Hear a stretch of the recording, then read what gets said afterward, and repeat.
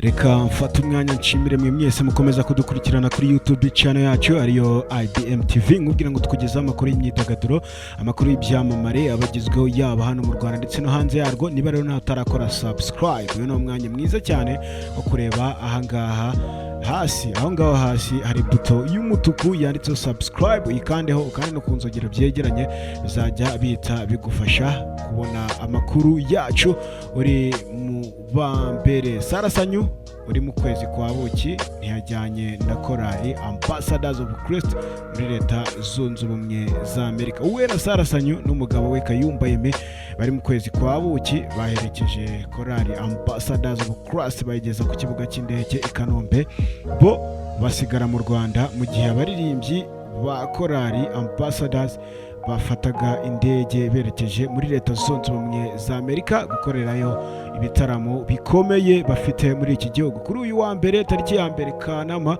2018 nibwo abaririmbyi baririmba muri korali ya Ambassadors of Christ bo mu itorero ry'Abadiventiste b'umunsi wa karindwi mu Rwanda berekeje muri leta zunze ubumwe za Amerika, aho bagiye gukora ivugabutumwa mu ndirimbo. Sarah Sanyu uherutse gukora ubukwe mu mpera z'icyumweru gishize yifatanyije n'abakunzi b'iyi korali barimo n'umugabo we Aime Kayumba mu gikorwa cyo guherekeza bagenzi be basanzwe baririmbana, maze abasezeraho abahobera burira indege, we asigara mu Rwanda nk'uko bigaragara. Sarah yatangaje ko ameze neza nyuma yo gushinga urugo kandi ko yishimiye guherekeza bagenzi be bagiye kubwiriza ubutumwa bwiza bw'ijambo ry'Imana mu mahanga iyo ngiyo muri leta zunze ubumwe za Amerika.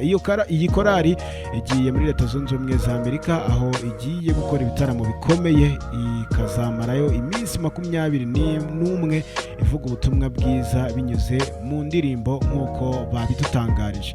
Ibyo bitaramo bizabera muri leta ya Texas, ya Houston ndetse na Dallas nk'uko umuvugizi w'iyi korali Mutabazi Joseph aherutse kubidutangariza. Iyi korali imaze imyaka igera kuri 22 mu murimo w'Imana wo kuvuga ubutumwa bwiza bwa Yesu Kristo, kandi bagize uruhare rukomeye mu gutuma abantu benshi bakira agakiza bakiyegurira Imana. Muri iyo myaka imaze ikora umurimo w'Imana yashyize hanze alubumu z'amajwi zigera kuri 13 ndetse n'iza mu mashusho zigera kuri 12. Urabyumva rero yuko iyi korali ntabwo ari abana muri uyu murimo, urumva yuko n'abantu bamazemo igihe kinini kandi bafite byinshi bakoze muri uyu murimo w'Imana. Abaririmbyi bagiye gukorera ibitaramo mu bihugu bitandukanye, ubu barizera ko Imana izakomeza kubana nabo no muri uru ruzinduko